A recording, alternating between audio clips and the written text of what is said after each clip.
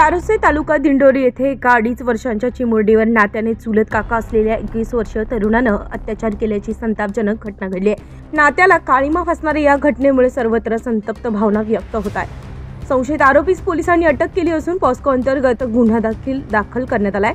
Wani police Thane हद्दीत चारोसे गावात एका 2.5 वर्षांची मुलगी 13 जून रोजी सायंकाळी 5:30 वाजता घरासमोर खेळत असताना मुलीच्या नात्याने चुलत काका असलेला संशयित आरोपी रतन भास्कर गांगुर्डे वय वर्ष 21 राहणार चारोसे तालुका दिंडोरी याने तिला घरासमोरून घेऊन गेला।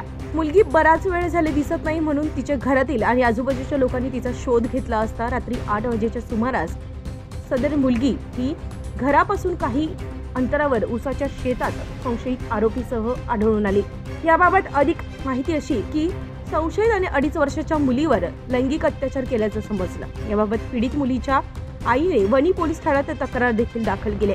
याबाबत मुलीच्या आईचा जबाब नोंद करून गुन्हा दाखल करून आरोपीस अटक करण्यात आली। पॉस्को कायदा अन्वये गुन्हा नोंद करण्यात आला असून संशयितास न्यायालयात हजर केले असता न्यायालयाने 19 जून पर्यंत पोलीस कोठडी सुनावली आहे। पुढील तपास वणी पोलीस ठाण्याचे सहाय्यक पोलीस निरीक्षक सुनील पाटील करीत आहेत।